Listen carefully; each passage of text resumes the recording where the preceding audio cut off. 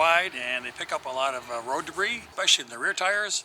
I've had my Model Y here almost 2 years now, and I've had 2 flats in the back tires, both from screws and nails and such, but that was nothing compared to the blowout I had on my way to Colorado. I had about 14,000 miles on my Model Y, and yeah, they were all the original 19-inch tires. So anyway, let me tell you what happened. Our plan was to head out from San Diego and drive to Golden, Colorado to see my daughter and the family.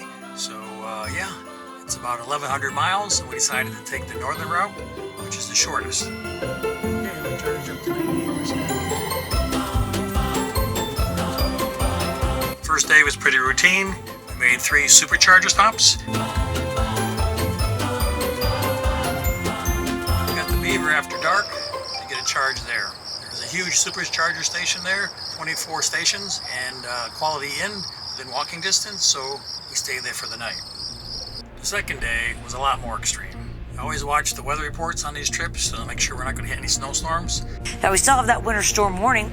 That is for tonight, and that's for our highest elevations. You can see here the counties here. The weather report said snow flurries in Vail starting about 1 p.m. in the afternoon.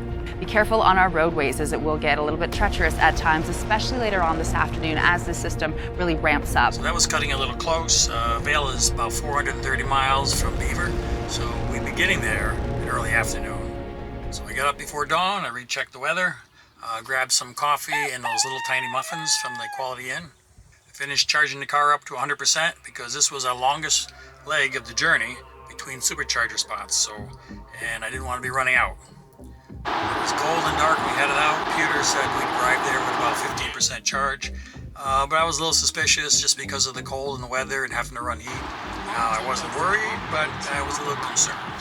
However, if I drove too fast, I'd be using even more battery power, so I decided to set a compromise. So I set the cruise for 70 miles an hour. We left at 6:45 in the morning and had about an hour driving before sunrise, passing through Ridgefield, Utah, and they do have a supercharger there, but I figured that we could skip it. We could make it the Green River if we were careful. When we arrived to the Green River charging station, yeah, I was starting to get really close. That extra speed had cut down the battery thing, so I was watching it go down 8%, 3%. We ended up arriving with 2% battery left. I was fine, but the wife was getting a little nervous. I'm fine.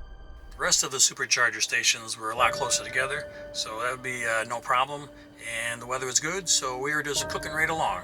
So we got to the supercharger in Grand Junction about 11 in the morning. Yeah, the weather was holding up. It was just kind of cloudy, but the roads were fine, in good condition. So we headed out, and we were making good time. But about 35 miles outside of town, yeah, I was going about 75 miles an hour, and I heard this boom. I was like, what the heck?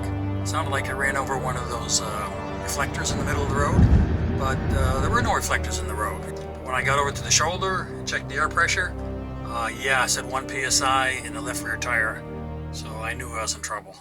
Yeah, it's pretty flat. Checked to see if I could see a nail or something sticking out of the tire, but no, everything was smooth. Even rolled the car a little bit forward so I could see underneath it, and still nothing there. So I do carry an air compressor with me, but I knew because of the tire went flat so fast that wasn't going to be of any help. So I got out my phone and contacted Roadside Assistance. First thing they do, what's the problem? Okay, pick flat tire. Tesla wheels and tires, yep, I got those. Done. Next.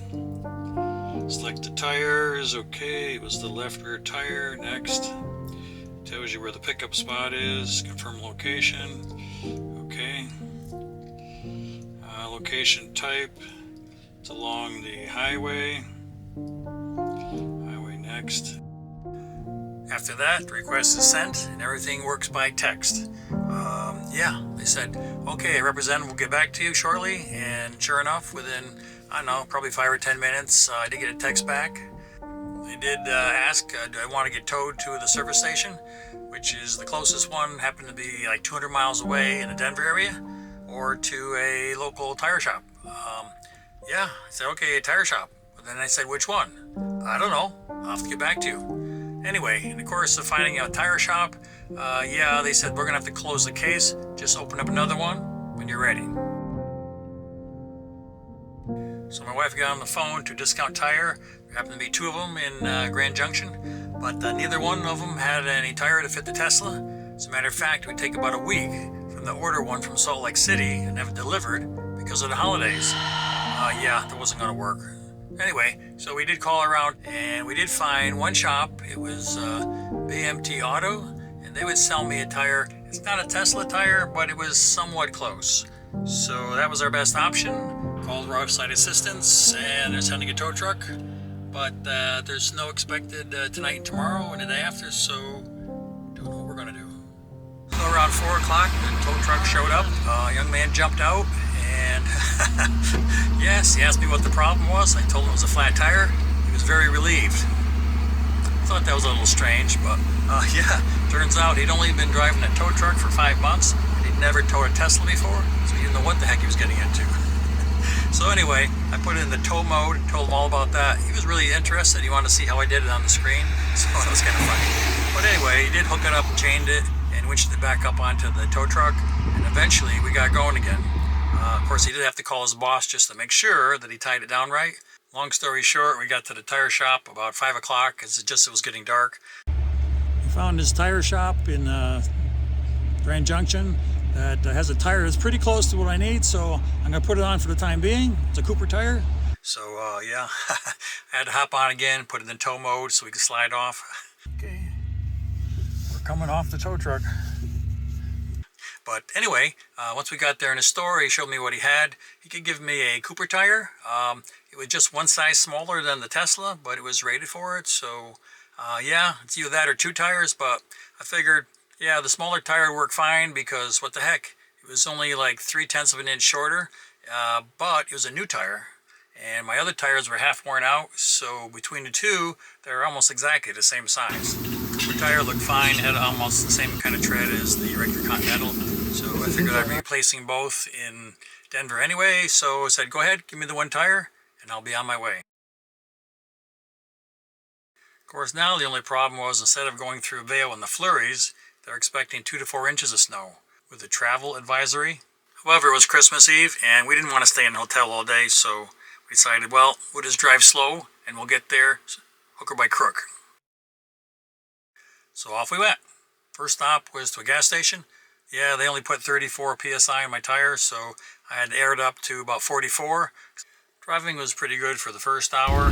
We're about an hour out of Grand Junction, but getting some snow.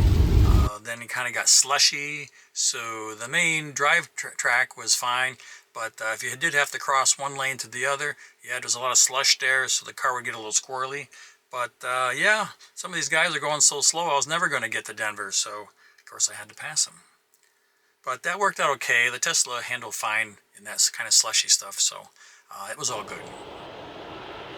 By the middle of the day, we must have had like an inch of slush and snow on the car, so when we stopped, I knocked it off a couple of times. But anyway, in that kind of weather, things got kind of clogged up, and the cruise control didn't work, and full self-driving didn't work, so I actually prefer to drive myself anyway, so that wasn't really a big issue.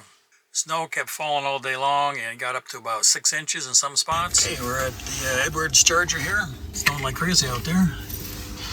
So we got through the Johnson Tunnel and started down.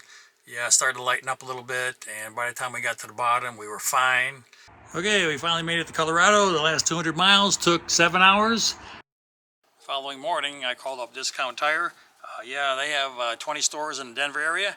They did have some tires in stock that would fit the Tesla. They didn't have the original Continentals, but they could order them. But yeah, I didn't want to wait, so I ended up getting some General tires. Here at Discount Tire in Denver. Okay, got the 2 new General tires. Should be good to go. So a couple of things that we learned along the way. For one, sitting on the side of the road, the car doesn't really use much battery power. Yeah, we were there for like 4 hours. It was a little cool, so we were running the heater, but still, it was fine. The other thing is, though, you are going to need cell signal in order to call Roadside Assistance. So we were fortunate. There are some stretches of the through Utah that has no cell signal. The other thing is when you get a tow, you're going to have a flatbed, so it may take a little longer to get it.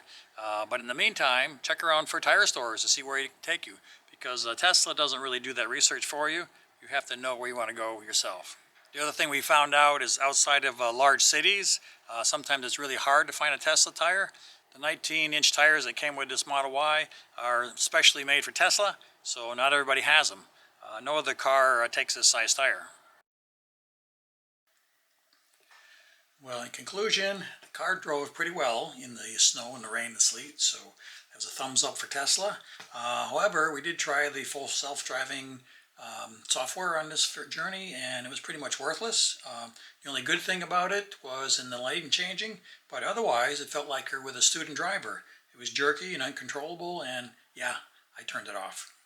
It's kind of scary to let this thing drive. What the heck's it doing way over on this side of the road?